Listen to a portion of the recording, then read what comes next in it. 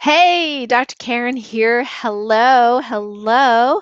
And, I thought I would take this opportunity to share a little bit of my perspective about what I call the three phases of medicine or the three perspectives of health and wellness.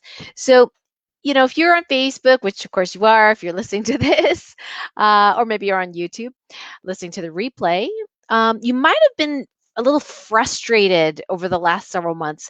There's posts about, why you should wear a mask and the droplet size and, preventing infection. I mean, doesn't it seem obvious? You know what I mean? Like, hello, if you sneeze on someone, it's not very nice, and you might get droplets on them and it sprays 8 feet or 10 feet or whatever, right? So it makes sense, right? You should wear masks, right? And then you get another perspective and someone says, well, masks cause more harm than good. And look at all the garbage that's accumulating on our planet. Don't you love our planet? And, people aren't using their mask correctly anyway. They're always touching their face and da da da da da. And then and then there's another perspective, where people are like, well, you have to have the vaccine because that's like kind of like the only way, to prevent, infections, even though it's not that great for influenza and other viruses. But anyway, so, there's one perspective. And then the other folks who are like, well, no, there's so many other different choices to there's not just a vaccine. We can improve our health, and this is how we do it. And, so it can be really, really confusing. And so I thought it would be really awesome for those of us, 80% of us, that are visual, to have kind of a visual model to see where is everybody's perspective coming from, and is it okay that we have different perspectives and different truths depending on where we come from. So now remember, I am an MD, so I'm a conventionally trained medical doctor in family medicine, top 10% of my class, graduated from Ottawa U, ended up in UCLA as an assistant professor, was the chair of the evidence-based medicine group. My resident students won second prize at the annual American Academy of Family Physicians research contest, for residents. So, I have this medical science background, not to mention that, I did 3 years undergrad in biochemistry, and also worked in the lab in the summer, and was one of the first people in our university to actually use PCR, polymerase chain reaction. In the old days, we didn't have machines, so we were taking little samples from one water bath to the other. Oh my gosh, it took forever, and it didn't work half the time. It was so difficult. My TA, Brent, he was awesome. It's like some things just didn't work some days, but we were the originals, who did PCR way back when. So I have the scientific background, and I have a curiosity background as well. But I have to say, I was very much a rule follower growing up for most of my life.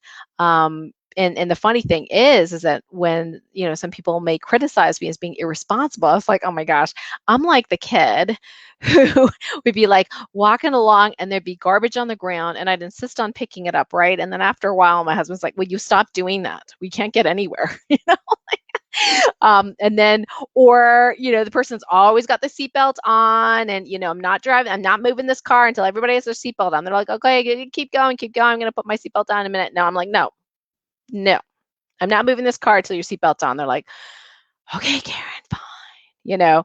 So we're talking about rule follower, right? And so good at it. So when I was in got out of undergrad and residency and came to work here in the Adirondacks and Lake Placid, I was the one that had all these charts with these, for the kids, what month they got their vaccines, which vaccines, and, check marks for getting all those vaccines done, pat on the back, the accreditation people are like, wow, who's this doctor? She's amazing. She's so organized, right? I thought I was doing what was for the highest and greatest good based on my training, based on what I already knew. So in conventional medicine, what do we do in conventional medicine? Well, conventional medicine is amazing. Well, I guess don't compare it to what aliens can do. Okay, aliens can do like amazing things with trauma, but okay, we're just talking about humans generally. So, so conventional medicine is amazing at trauma medicine, right? Or if you're about to die, and they give you a bunch of steroids and you pop back to life, they save your life. I mean, it is amazing at the things that is amazing for, and we need to keep that. Okay, conventional medicine, not so good at the chronic stuff. Okay, chronic stuff or keeping people healthy necessarily. Their idea of prevention, of course, is screening for cancer. It doesn't really prevent cancer, but you screen for cancer, right? Or you take a medication to prevent something or a vaccine to prevent something. That's their idea of prevention. Okay, so that's that level of knowledge that I had, right? That level of knowledge. So we use drugs, we use surgery, vaccines, and this is where the wearing masks and social distancing comes from. This perception of conventional medicine. Because in conventional medicine, you don't think about, well, how can I make the population overall healthier so they're more resilient to the virus? No, no, no. You think about how can we prevent the virus from getting on the person? Let's fight the virus. Let's kill the virus. We don't care how healthy you are really, but stop spreading it, right? So there's massive social distancing and sometimes simple lifestyle counseling. I told people to eat right. Yeah, we got like what, 2 days in nutrition medical school. So I was like, well, eat right. What does that mean? Well, don't eat as much chips and pop and Coke and processed food, right? And most of the doctors that I know, especially here in the country, I mean, they go to the farmers market. I mean, they know that kind of stuff. They may or may not teach it really well necessarily to their patients. We definitely don't teach it in the hospitals to the patient because have you ever seen, I'm not talking about certain hospitals that like buy food from the farmers, but have you actually seen what they serve people in the ICU when they're really sick? It's disgusting. It's disgusting. I was in the ICU when my dad had his first, yeah, diabetic heart attack where he didn't have a lot of symptoms, and we brought food. I mean, it was disgusting. What was they were having people eat? Okay, it was not healing food at all. So there's limits to that. So if that's all you know, and that's what all I knew before, that's the perspective that we come from. We have to prevent, illness from, wearing masks, social distancing. Like that is just, it makes sense, right? It makes a lot of sense to wear a mask, right? But what if in the next phase of medicine, the next evolution, if you will, then we got functional naturopathic medicine. Now they've studied all sorts of stuff that the conventional medicine people do as well.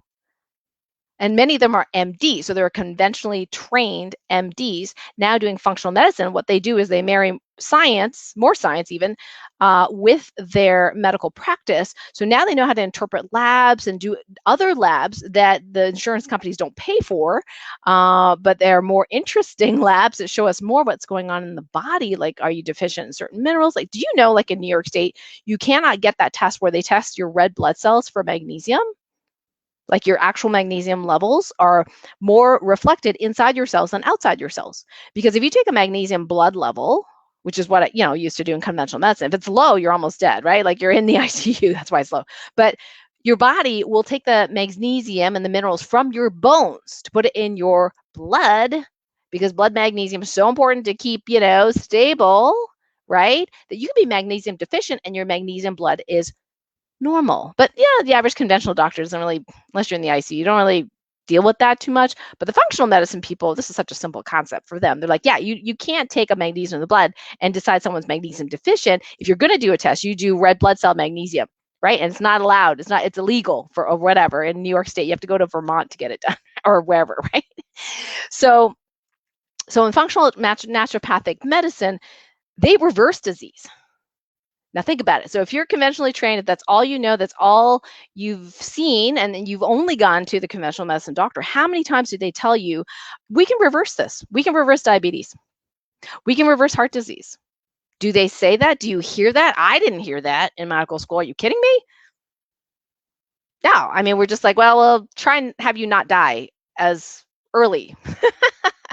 If we give you this cholesterol medicine, the blood pressure medicine, let's see, the anti-inflammatory for arthritis, and some of my patients were on 20 medications and they felt like crap. And I thought, this isn't living. What am I doing wrong? I followed the book. I did everything right. I did everything my association said to do. I controlled their blood pressure. I controlled, their cholesterol, told them to eat well, all that kind of stuff and, stop stressing out. Right. I mean, that was kind of like the limit. I was a very nice person. So they liked seeing me and, I think maybe being in my presence, they felt better, and they knew I cared about them, which is very, very important as well. But I wasn't reversing disease. But these guys do. The functional medicine people reverse disease. Okay, so they're coming from a more expanded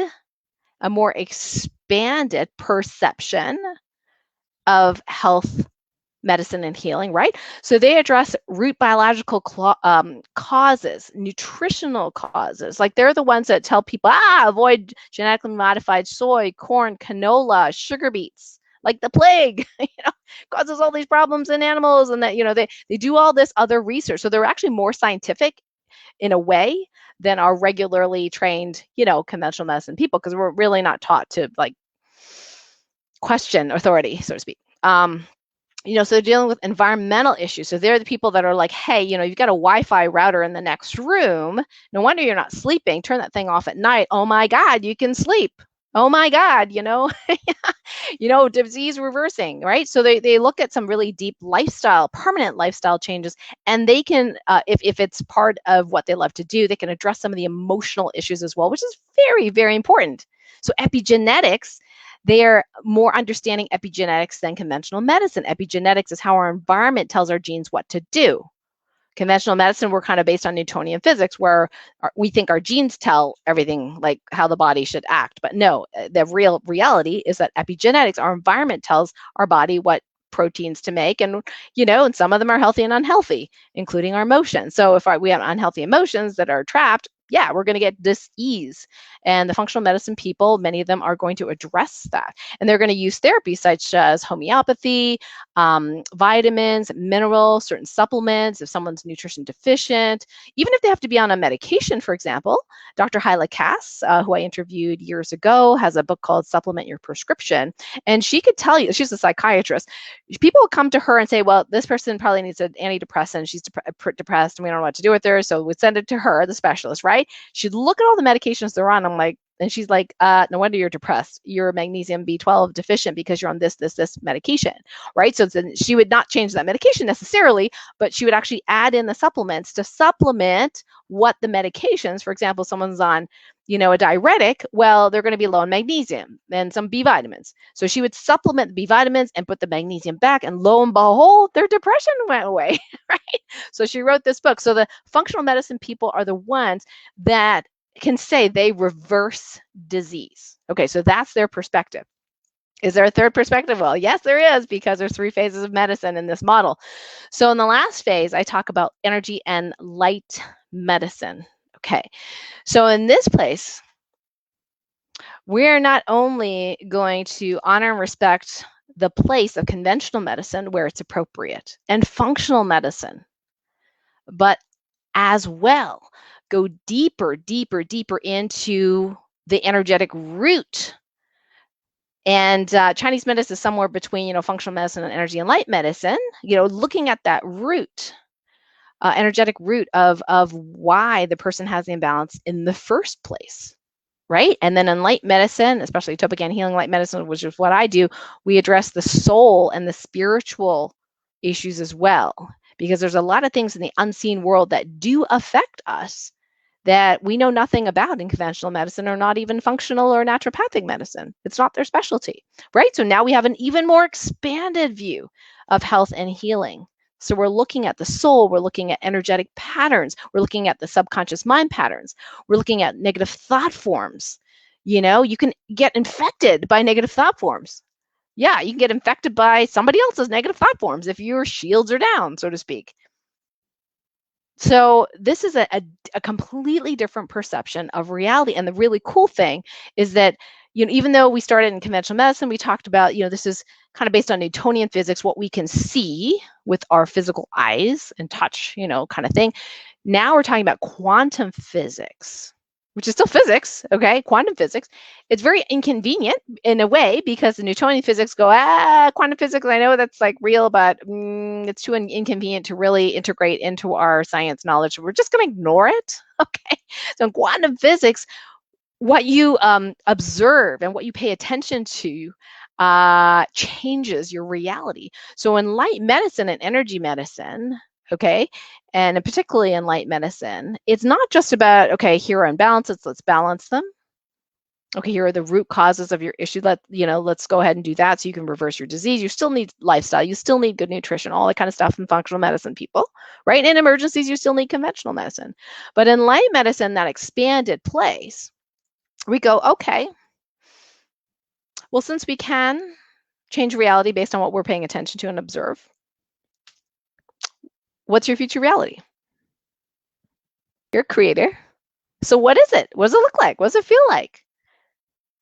And we go in that space, right? Because we know that this isn't just our only lifetime. This is like a meat suit. We're playing here, in this reality. There's all other realities, And yeah, there's lots of science about that too. Science around that too.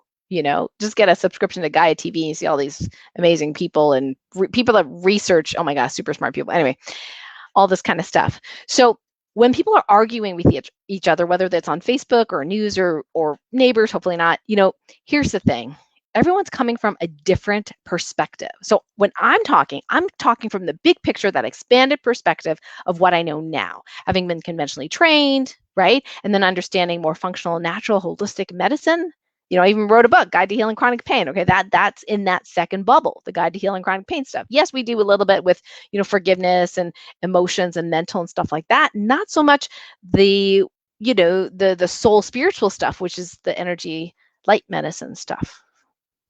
Every one of these medicines is valid. Every one of these medicines is helpful for the level that they are helpful for. Is conventional medicine helpful for reversing disease? Not really. Is it helpful for preventing chronic disease? Not really. Okay. Is functional medicine good for reversing disease? Yes. Preventing disease? Yes. Is it necessarily there to help you reconfigure your reality? So for example, there's somebody that you love whose wedding is next week and it's supposed to rain and you're going to get together and do some weather magic so it doesn't rain for their wedding. Okay? It's just like it is. It happens. Like, if you know how to do it, you know how to do it, right? Traffic magic. I mean, transmutational bubble magic. I mean, there's all sorts of things. And actually, I'm going to be putting it in a book. It's called Sensitivity is Your Superpower book. So you will, if you wish to, can learn to do all that kind of stuff and heal on the energetic level. One of my clients, her name's Karen, we actually, in just a mini healing, she was having some issues with chronic pain and we tuned in on the light medicine with my modality Topican healing, discovered that there was an inherited curse. So we removed the curse, very simple, very easy to do these days. And what was really interesting, not that her pain went away, it did.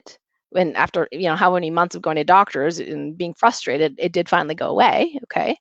But what was really interesting, remember this was inherited. She saw positive changes in her sister. Her sister did not know we did the healing. She didn't tell her, but she saw the change in her sister, right? What is that? That's quantum. That's quantum medicine. We reconfigure reality. So I hope this has been helpful.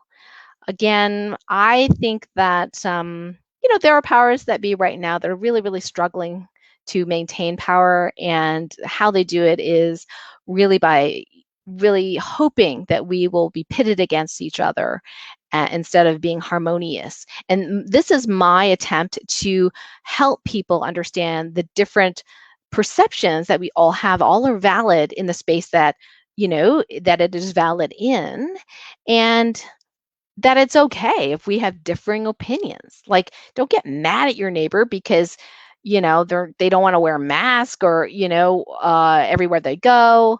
My husband, he keeps me up on the news, right? So he's like, oh yeah, in Oregon, they have to wear a mask inside the house. I mean, I almost spit my drink. I was laughing so hard, but you know what? But that's because I've got that, reconfigured reality, right? So those of us in the reverse disease reconfigured reality are like,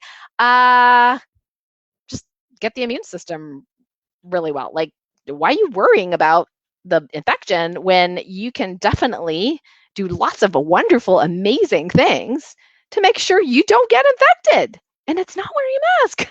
It's not getting a vaccination. There's all these other strategies. Now, in light medicine, we can actually measure, how good your immune system is in any moment of time. It's easy peasy stuff in our arena, right? But in conventional medicine, we don't have a way of doing that. So we have to resort to these other things because that's all we know. So if this has been helpful, please comment below what you like most about it.